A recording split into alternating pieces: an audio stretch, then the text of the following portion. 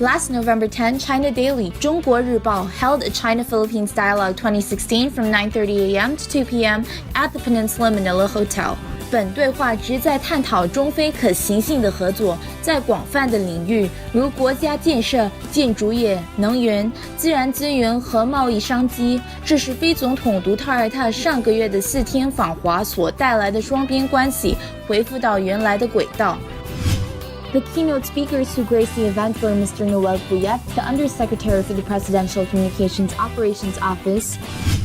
What is the most immediate effect of the improvement of Chinese and Philippine relations that the people can really see? For the common Filipino, fishing is already apparent.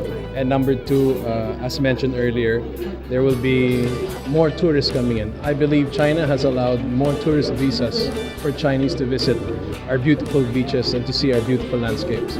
So I think this will be seen by the Filipinos all over the country. How about, so this is the immediate effect. How about for the more long-term effect? What China plans to invest in the Philippines? What do you think the Filipinos can expect from this? As to my understanding, we will be pushing our infrastructure, our telecommunications projects, at least even on our side, on communications.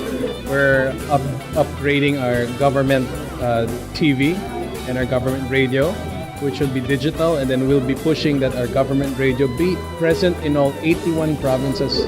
Dr. Li Wen, the CEO of the China-ASEAN Investment Cooperation Fund, and Mr. Jaime A. Flores, the former Beijing bureau chief and correspondent of CNN and a visiting professor from Peking University. PCOO Secretary Mr. Martin Endenar was not able to attend, hence he recorded a video message to address the topic of discussion.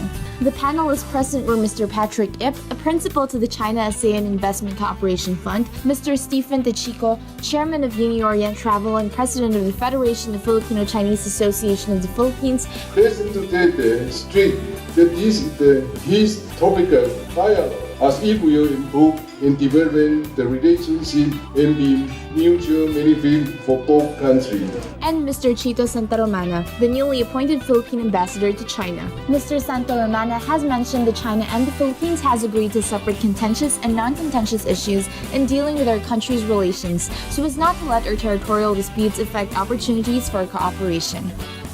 What do you think is the most important non-contentious issue that everyone should be aware of? Actually, it's the basic idea is to push forward with cooperation in different fields, and top of that would be economic cooperation.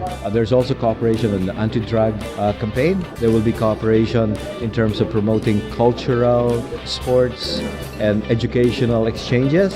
Philippines-China relation will be driven by economics, trade, and finance to find mutually beneficial agreements that will then push the bilateral relations forward while dealing with the disputes on a separate track.